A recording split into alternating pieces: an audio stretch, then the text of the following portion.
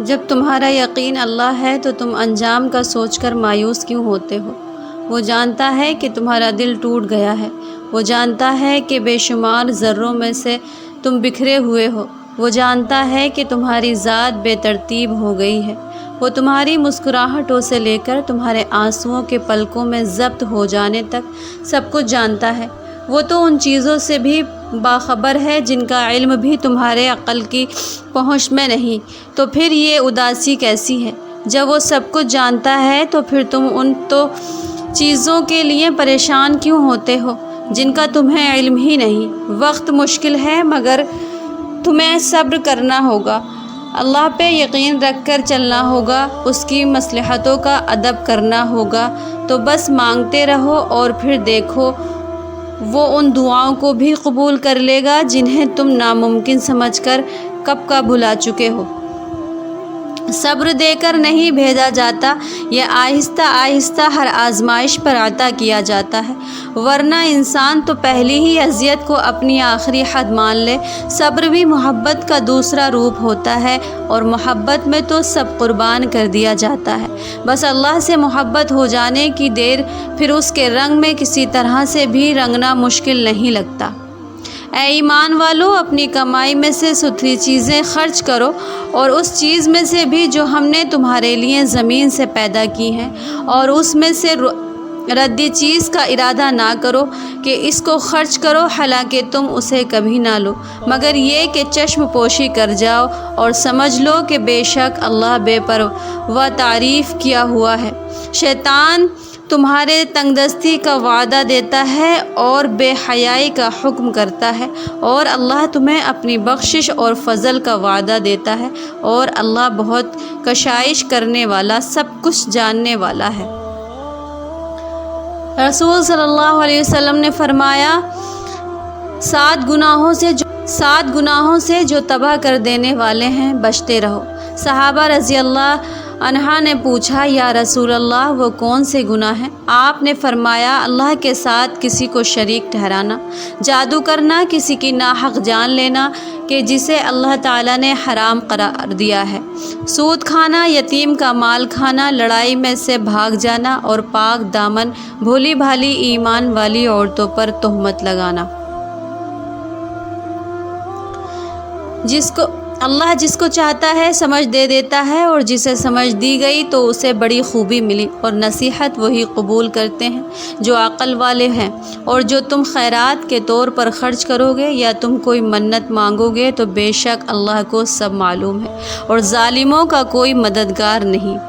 وہ رب کبھی مکمل طور پر آزمائش میں مبتلا نہیں کرتا، کہیں نہ کہیں کوئی دروازہ کھلا ضرور رکھتا ہے جہاں سے رحمت ٹھنڈی ہوا کے جھونکوں کی طرح آ کر دل کو پرسکون کرتی رہتی ہے۔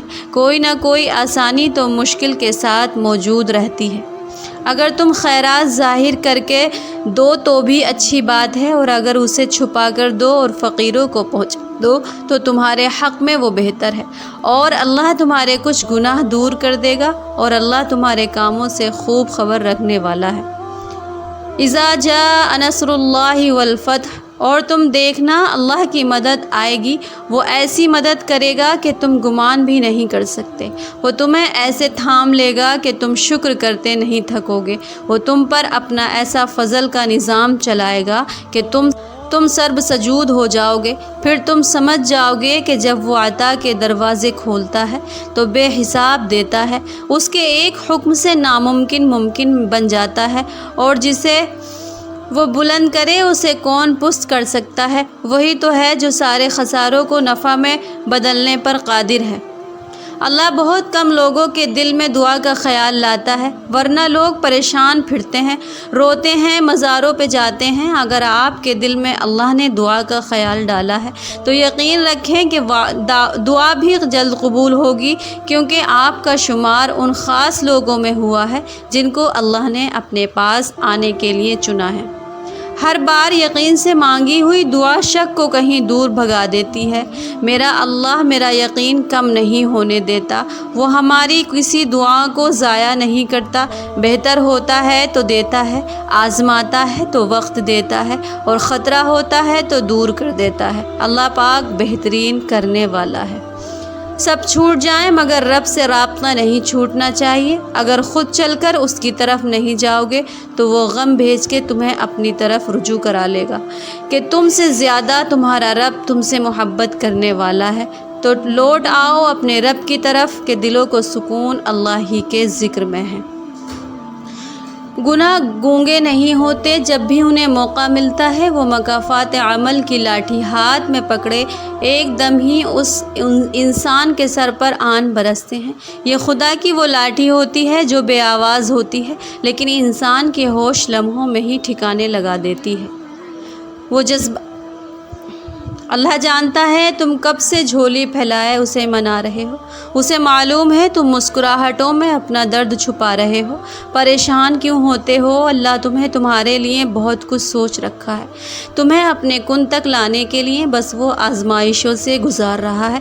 دیکھنا اللہ تم تک جلد ہی ناممکن ذریعوں سے مدد بھیجنے والا ہے انشاءاللہ۔ یہ جو مشکل آپ پر آئی ہے نا، یہ اپنا حل ساتھ لے کر آئی ہے۔ بند دروازوں کے آگے رونے سے اچھا ہے کہ آپ سجدے میں اس رب کے سامنے رو لو، کیونکہ سجدے میں رونے والوں پر رب کوئی دروازہ بند نہیں رکھتا۔ زیادہ سوچنا انسان کو ختم کر دیتا ہے، بس دعا کرو اور سب کچھ اپنے رب العالمین پر چھوڑ دو، جو اتنی بڑی کائنات کو رنگوں سے بھر سکتا ہے۔ تو کیا اسے تم نظر نہیں آتے؟ کیا اسے تمہاری بے بسی نظر نہیں آتی؟ تمہیں کیا ایسا لگتا ہے کہ وہ تمہیں بے یار مددگار چھوڑ دے گا؟ کیا وہ تمہاری زندگی ایسے ہی بے رنگ رہنے دے گا؟ بس اپنے رب العالمین پر یقین رکھو، بلکہ یقین کامل رکھو، انشاءاللہ وہ تمہاری زندگی بھی تمہارے پسندیدہ رنگوں سے بھر دے گا، وہ تمہاری ہر دعا پر کن فرما دے گا۔ دیکھو تم اپنی پریشانی کی پوٹلیاں اپنے سامنے نہ رکھا کرو، انہیں خود زور لگا کے حل کرنے کی کوشش نہ کیا کرو، بلکہ انہیں اللہ پاک کے پاس لے جایا کرو اور کہو اے اللہ پاک یہ بڑی مشکلات ہیں، یہ مجھ سے حل نہیں ہوتی، یہ میں تیرے حضور لایا ہوں تو انہیں حل کر دے، اور بے فکر ہو جاؤ اللہ پاک انہیں حل کر دے گا۔ بس ایمان و یقین کامل ہونا چاہیے۔ رشتوں میں بھی امتحان آتے ہیں، کسی بھی رشتے میں سب سے مشکل موڑ تب آتا ہے جب ہم یہ فیصلہ نہیں کر پاتے کہ اب چھوڑ دینا چاہیے یا ایک آخری کوشش کرنی چاہیے، تاکہ کل کو یہ پچھتاوا نہ رہے کہ ہم نے کوشش نہیں کی تھی۔ یہ وہ مقام ہوتا ہے جہاں دل اور دماغ مسلسل ایک جنگ میں مبتلا ہوتا ہے، جب وہ انسان ریت کی طرح ہمارے ہاتھوں سے پھسلتا چلا جاتا ہے دھیرے دھیرے، لیکن ہم بے بس سے ہو کر سب کچھ اپنی آنکھوں کے سامنے ہوتے ہوئے دیکھتے رہتے ہیں اور انتظار کرتے ہیں کہ کب یہ کچھ دھاگے سے بندھا ہوا رشتہ ٹوٹے اور ہم اپنے نصیب کو قبول کر کے اس کشمکش سے باہر نکل سکیں۔